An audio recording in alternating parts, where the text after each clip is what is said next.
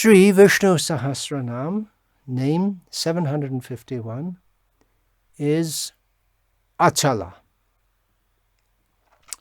which is easily understandable for persons who are familiar with Indian languages.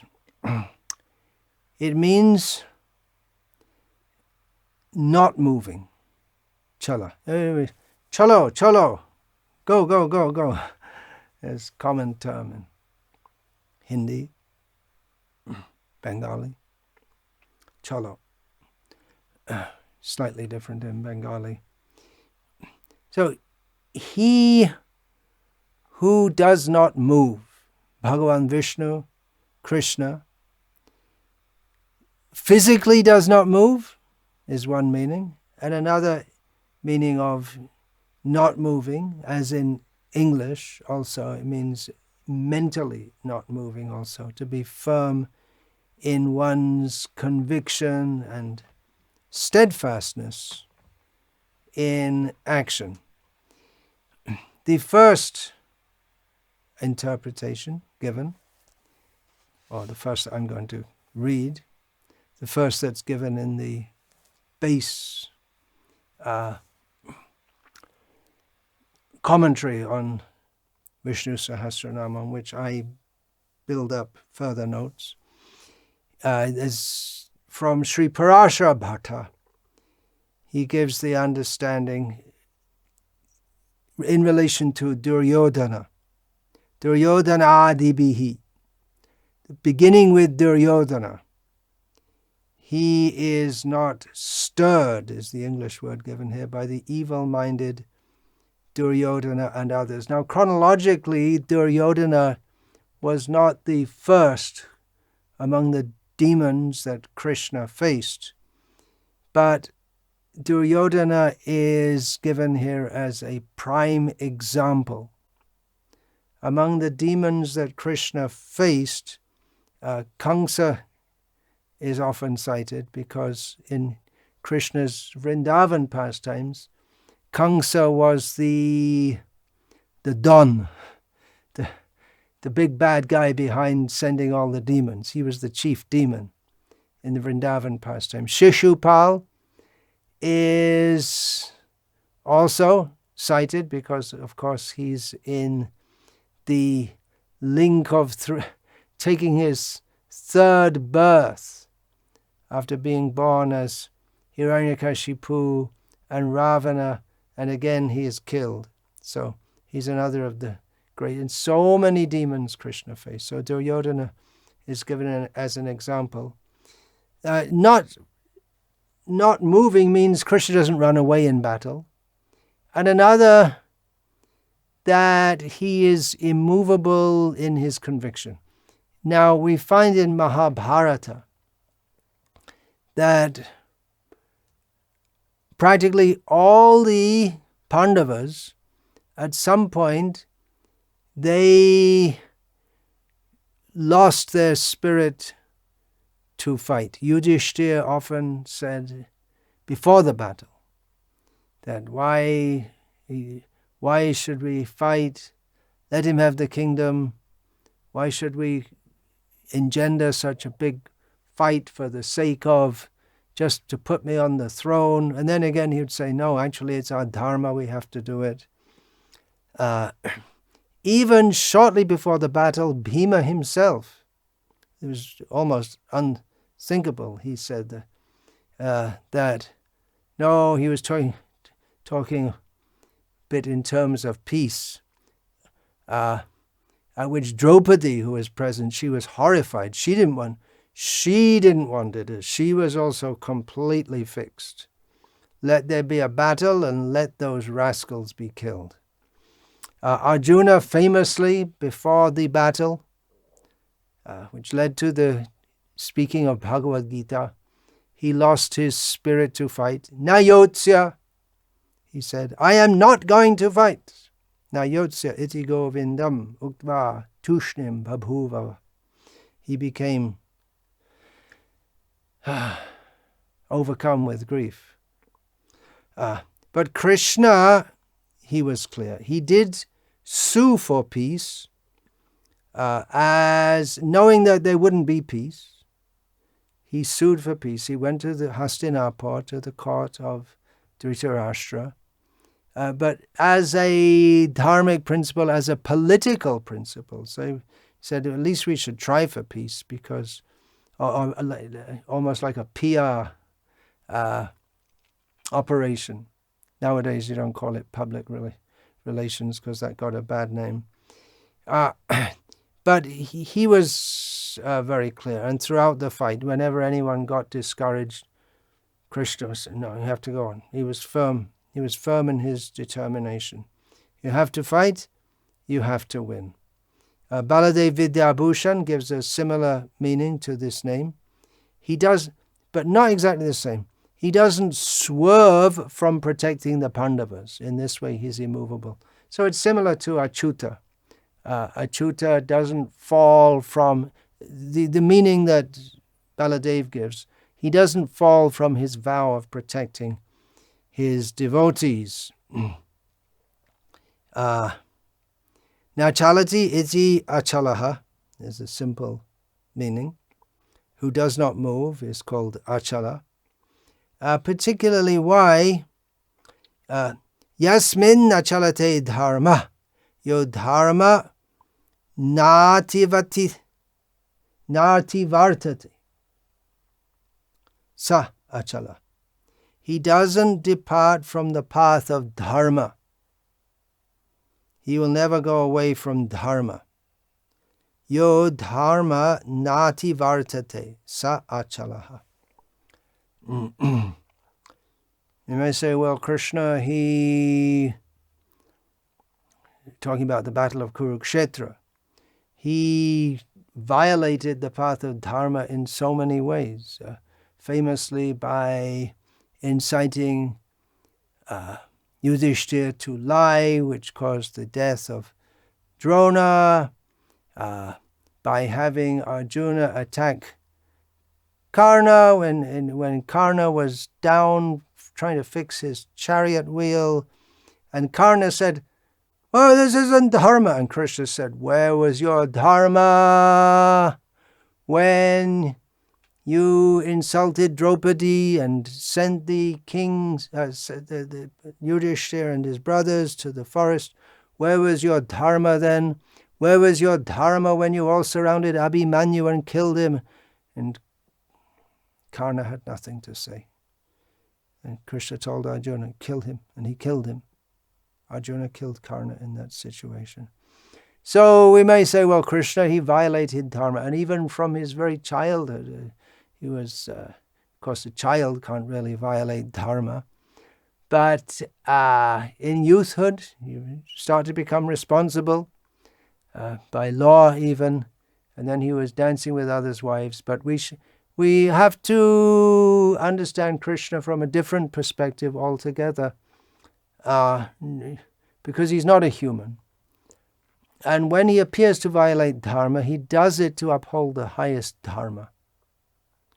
It's a big topic of discussion, which I won't get into just now, but the fact is that Krishna is the greatest upholder of dharma, and he never slips from his mission. He comes to this world, dharma sangstapanartaya. To establish dharma, he has to also do vinashayata dushkritam, killing all the demons who are against dharma. And because the demons don't follow dharma, sometimes you have to resort to their tactics to destroy them. So you employ adharma to destroy adharma, but that's two minuses make a plus. Minus a negative integer multiplied by a negative integer gives us a positive integer. So in this way, Krishna, who is the most expert knower of dharma, he upholds dharma even sometimes by apparently violating it. We should not judge him in a superficial manner. It's Krishna's, his intentions and his activities are very deep. He who is, Shankaracharya says, he is immutable in his nature, his power, his wisdom. So again, this is like Achyuta, he's fixed in his form, attributes, nature, status, power, positions, wisdom, and capabilities. Although Shankara's philosophy is that ultimately Vishnu is all Maya. Oh, what happened? Oh dear. Oh dear, oh dear, oh dear. It doesn't work, does it? Either Krishna is real and he is really Acala, or just this whole commentary by Shankara on Vishnu Sahasranama has no real meaning. It's just a commentary on Maya. So actually it's a fact, what Shankara says. He is fixed, steady, immovable in his supremacy, in his greatness. That's not going to change. However much we may try to, with our tiny human capabilities, try to minimize Krishna, it's impossible.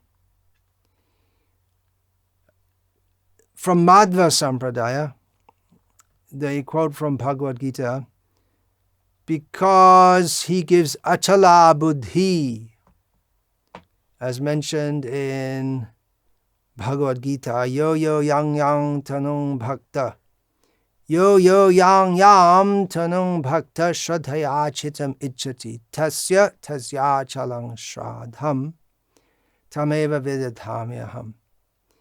This is referring to demigod worshippers, and Krishna says, whoever wants to worship different demigods, I give them the unmoving faith to do so. Strong faith, fixed faith, firm conviction.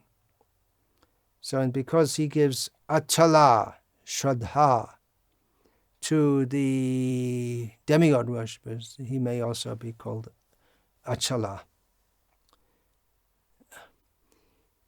Satyadevo Vashishta has given the understanding that he's already everywhere, so in that sense he doesn't move. In one sense everything is Krishna, so in that sense he doesn't move anywhere. Satyadeva Vashishta comments also that he invests this quality of non-moving in his creation. I may say, Sthavaranam Himalayaha, among non-moving objects, I am the Himalayas, Krishna says in Bhagavad Gita. But Satyadeva Vashishta gives it in a different way, a different understanding to this, that just like you see from a lemon tree come lemon fruits, which give lemon seeds, which give rise to more lemon trees. We don't find that if you plant a lemon seed, that a tree will come up which will give birth to gorillas, or even to oranges, for that matter. The tree or plant that comes out of a given seed is only of the same type. Yata bija yata yoni, Srila Prabhupada used to quote. Fire, the nature of fire is to shoot upward. The nature of water is to go downward. So these dharmas or characteristics, properties, in science they're called properties of various objects. They are a manifestation of the non-movingness, achalatva, of the Supreme Personality of Godhead. In English, we also use the word moved in this emotional. I was moved to tears on hearing that your pet mouse had died. I was unmoved. He was, we're saying unmoved. Krishna is unmoved by the events of this world. We may be upset if our pet mouse, if we happen to keep pet mice, not recommended. We may be upset if our pet mouse dies, but the whole material world goes on and on and on. Towards the end of the last Gregorian calendar year, there was who will get elected? Will Trump be back, or will it be Biden? And even some devotees were getting all excited, and we want Trump. No, we want Biden. And even a philosopher of this world, he doesn't take much interest in all these things. The great empires come and go. The tide of history flows in and out. Krishna is aloof from it all. He's not moved by all this. He's not moved by material emotions. The people, they get their good and bad activities that lead to their happiness and distress. Purushas sukha dukhanam bhutritve hetu ruchyate. It goes on. That people, they perform pious activities, they get supposedly good results. People perform impious activities and they get bad results. It's all going on. People get what they deserve. Just like the king has a prison house and he knows it's going on and he knows people are suffering there, but it's self-created and it's required. Of course, he does feel for them also, so he may give pardons.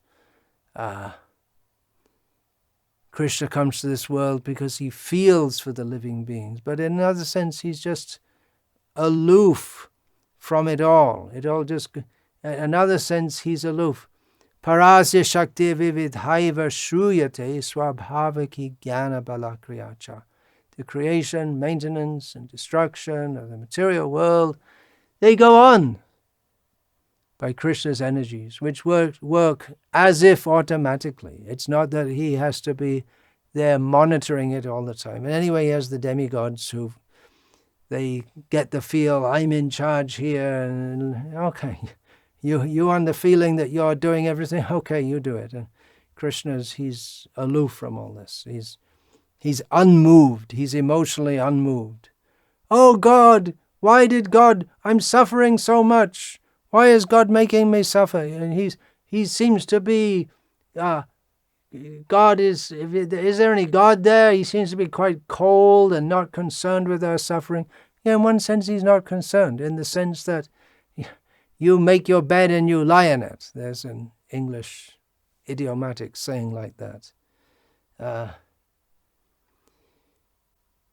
The next name, 752, is Cala, which means moving. Exactly the opposite, which just goes to show that these opposite qualities, non-moving is in him and moving is in him. Duality is established. It's not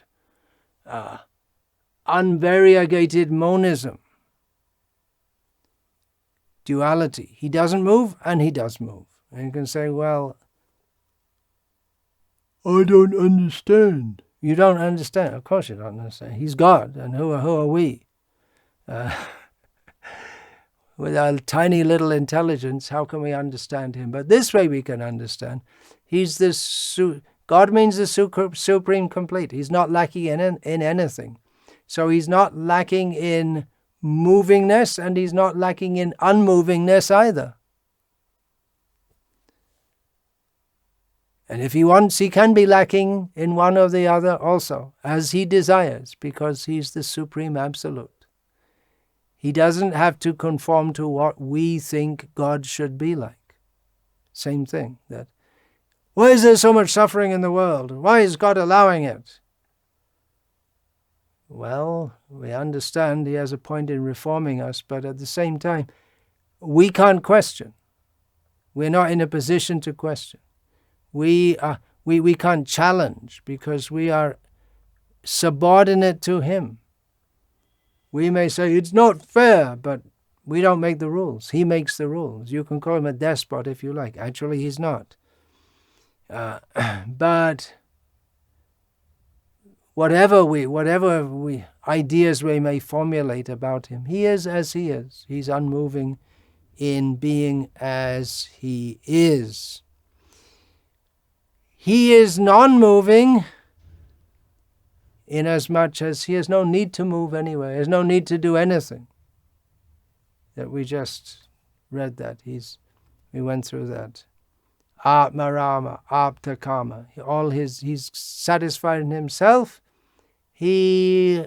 Whatever his desires, they're fulfilled. So in that way, there's nothing to do, no reason to move. But at the same time, he can move anywhere and everywhere as he likes.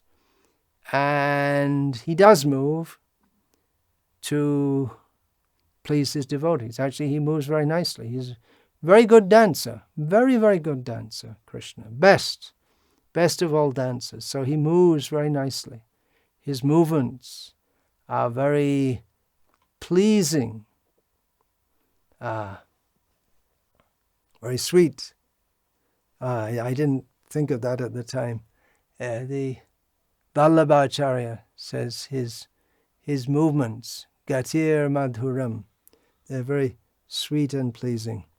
Now, how can you be non-moving and moving? Well, even we, as tiny little human beings, we can be non-moving and moving at the same time. For instance, if we're sitting in a train, we're sitting, we're non-moving, but the train is moving. So if we can be, can Krishna not be? Being on a planet which is moving in space, and we're also non-moving, we don't move away from the planet.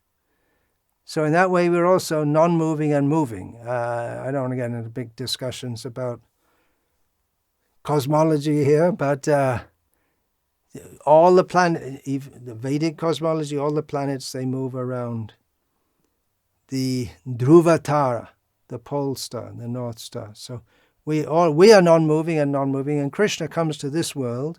When he comes to this world, it's moving. So in that way,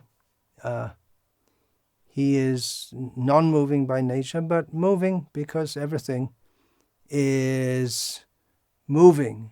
And even from the point of view of science, that which is non-moving, big mountain, if you look at it at the subatomic level, we'll find it's moving. And even if we look at it geologically over time, mountains change, they move, they may sink, they may change their shape somewhat. So he who moves, Shankaracharya gives the idea he moves in the form of air, because everything is non-different from him. So air is non-different from him.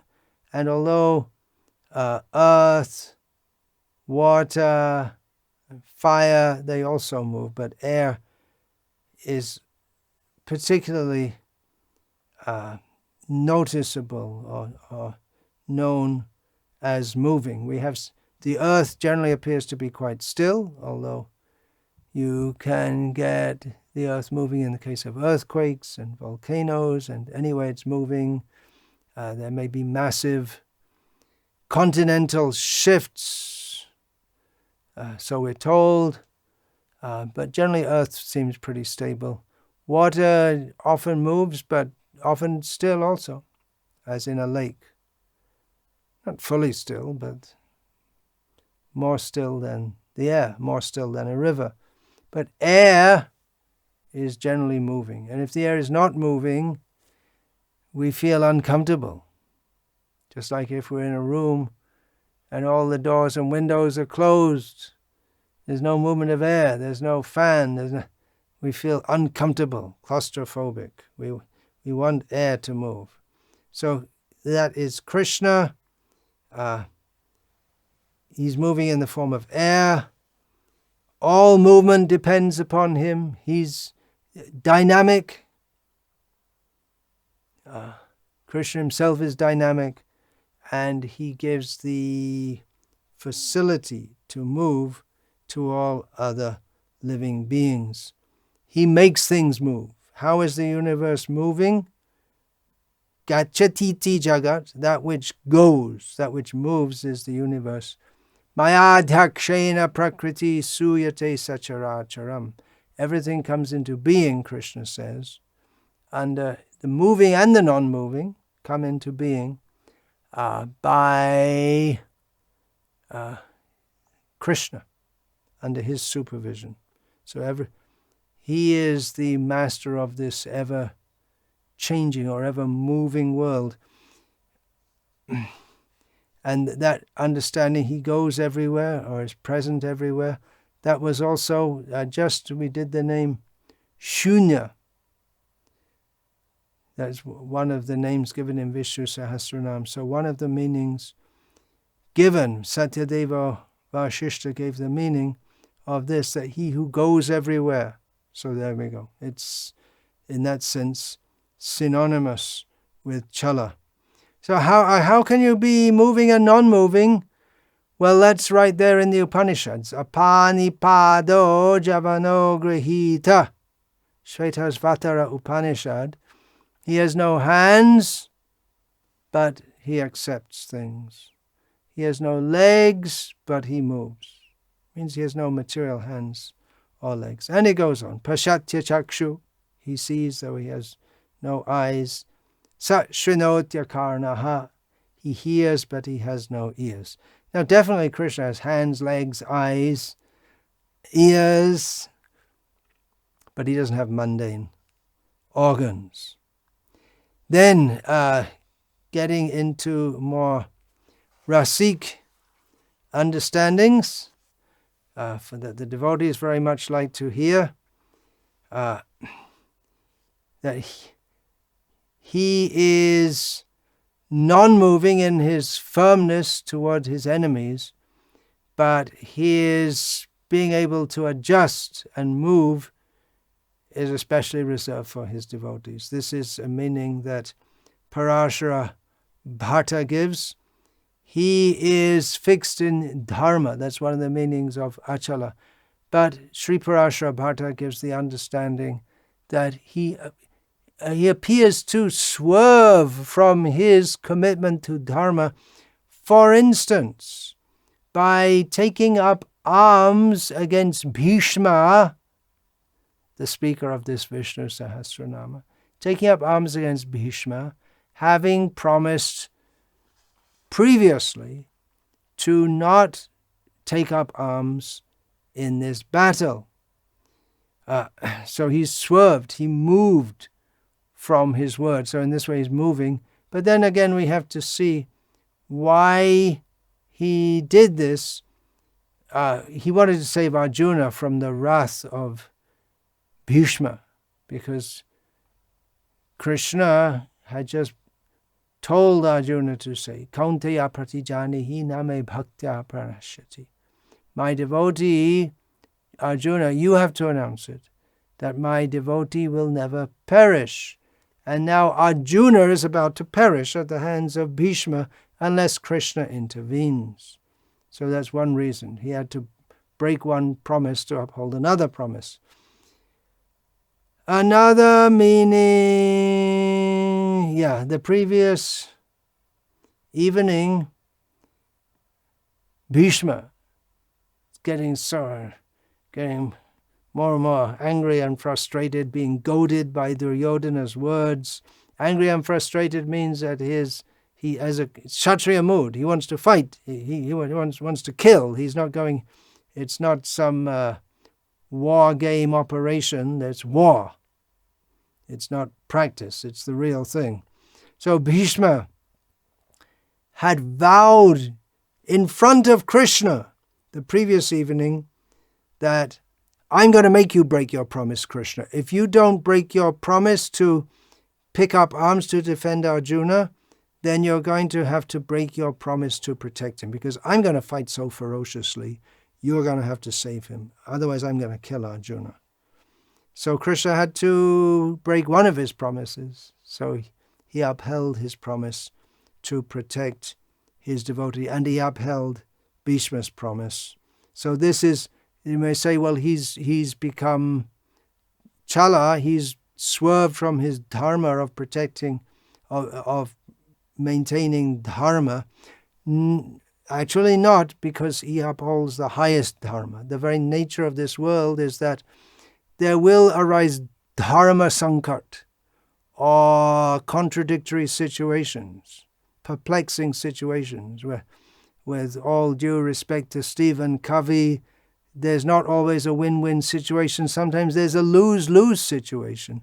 And then you have to make the best of use of a bad bargain. You have to choose between, or a better saying, choose between the lesser of two evils. Of course, whatever Krishna does is not evil, but from the perspective of unnecessarily critical people, it might appear so.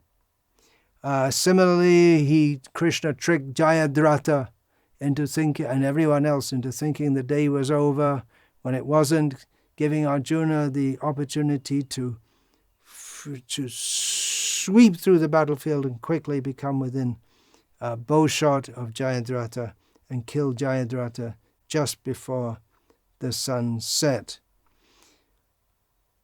So, and you may say, well, he's doing wrong, Krishna is doing wrong, but Krishna is justice personified. He defines what is right and wrong. Baladev Vidyabhushan gives the same understanding of this name, movable, because by taking up the chariot wheel, Ratangapani, one name of Krishna, who holds the part of the rat, part of the chariot, the wheel in his hand. By doing that, he made true Bhishma's promise, I will make Krishna take up a weapon, or he will swerve from his own promise to not take up a weapon, even though the weapon was a chariot wheel, that it can be used as a weapon. So in this way, Krishna, he moved from his own promise gloriously. He rushes out. He doesn't just move, not just nonchalantly, but he rushes out. He rushes to help his devotee. Gajendra called out for the help of the Lord, and he came swiftly on the back of Garuda to help his devotee. When he needs to help his devotees, he can come fast. As another case, Draupadi calling out, Govinda, Govinda, Govinda, Govinda! It was an emergency. Krishna immediately manifested in the form of unlimited cloth to cover Draupadi. So Krishna is unmoved by the world. People are suffering. Let them suffer. They deserve it. But he is moved by his devotees' distress to the extent that he moves fast to help them. Another meaning of Cala, who moves, he's full of pastimes, which involve him going here and there, which involve him moving around from place to place. He has nothing to do, but because he likes to enjoy pastimes, he moves. I gave the example of dancing. There's also the case he would go to different places. He went to Kaundinya to kidnap Rukmini. He left the battlefield outside Mathura city to go to the cave where Muchukunda was fast asleep. So he goes from place to place to fulfill to perform pastimes as part of his pastimes. And again, part of his pastimes is to move very nicely, dancing. When Krishna walks, it is his walking is just like dancing. Natyam gamanam. Everyone in the spiritual world, their walking is just like dancing. So Krishna, he moves. So we pray you please, you're in my heart. May I have unmoving devotion to you, so that you will be moved to manifest yourself in my heart. Hare Krishna, Krishna Krishna, Hare Hare, Hare Rama, Rama Rama, Hare Hare. Srila Prabhupada ki jai. Vancha kalpatarubhyascha kripa sindhubhya evacha patitanam pavanebhyo vaishnavebhyo namo namaha.